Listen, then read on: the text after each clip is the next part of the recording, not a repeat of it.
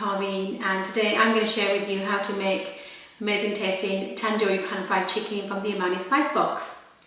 This recipe is so simple and so easy, and I promise you once you've cooked it once you will carry on cooking it again and again. Very few ingredients needed, quite low in calories and very good for you. Okay, so let's go to the ingredients. Here I have a fillet of chicken breast. And what we have to do is slice that into thin medallions, so we'll do that now. Okay, nice sharp knife, and I want you to slice very thinly. Look at about 1 centimetre, so you have thin medallions. So as I'm cutting the chicken, I'm finding myself thinking back to when I was pregnant, and I used to hate the feel of raw meat. But don't be frightened of raw meat, and if you don't like the feel of it, just wear gloves, because I used to cut raw meat wearing gloves. Anyway, I digress. Going back to the recipe, this is a very firm favourite of, again, my boys who like their protein because they're always working out at the gym. It's virtually fat-free, very tasty and very simple. And I promise you, once you've cooked the tandoori chicken from my spice box, you will just cook it again and again and again. If you want to trim off the fat, there's a little bit of fat there, that's fine. Otherwise, it doesn't really matter.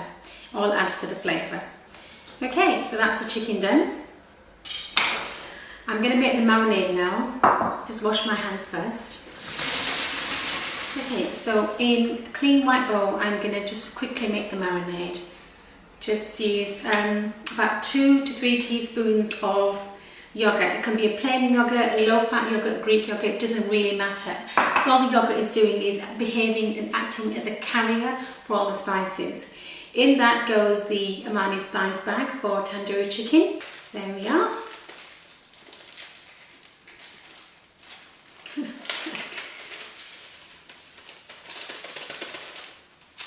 Then we're going to add salt for taste, and like I said before, if you want, you need about a teaspoon of salt, a teaspoon and a half. If you don't add the salt, you won't taste the chilli. The chilli will be too raw. You need the salt to counterbalance the sharpness of the chilli.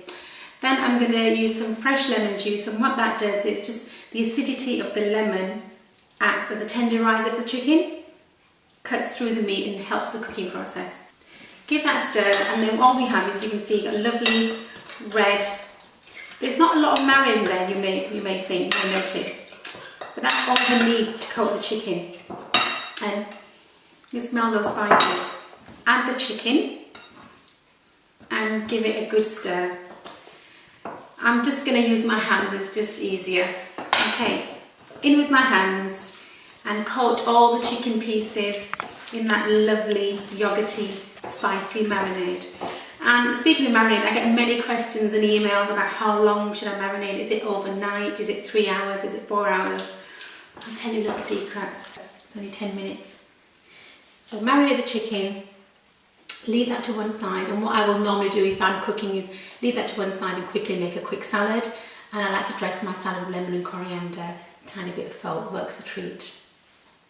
Okay, so it's been 10 minutes now, and I'm happy that the marinade is sort of infused enough into the chicken. So on your hob, a nice hot hob, I'm going to add a little bit of oil. And like I said before, if you are worried about the calories and you want to have something more fat, you can buy those super duper pans. I like it like a little oil for flavour. I'm going to use my hands. You don't have to use your hands, you can use a fork or tongs or whatever you prefer. I'm just going to place the chicken into the pan as flat as I can.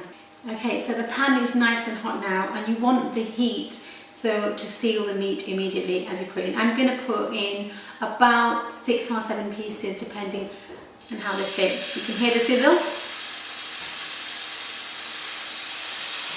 Lovely. Just smells amazing. Be very, very careful of the heat. Obviously, I've got asbestos pans, and I've been cooking for at least 10 years, more like 30.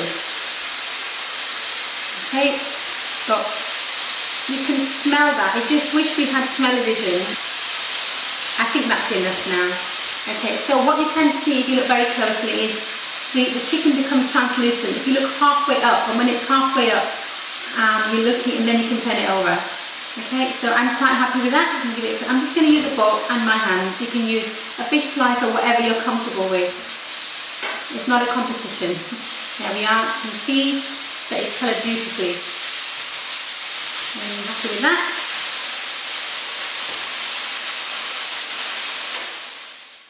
Okay, so the chicken smells lovely. I really wish we had smell-o-vision. You can smell it.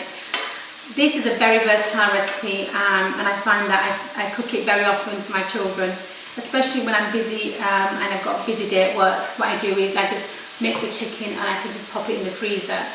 Take it out of the freezer and 2 minutes on high in the microwave, and you've got pan-fried tandoori chicken. Or you can freeze it, once you marinate it, you can freeze it, take it out and cook it fresh again. It just works a treat. It's such a versatile recipe. Okay, so just turn it over, and that just smells delicious. You want to check if the chicken's cooked. Just cut through the chicken, and if it's not pink, then you know it's cooked. It should be white. So looking at that, that looks cooked to me. Okay, I'm just going to use a fork.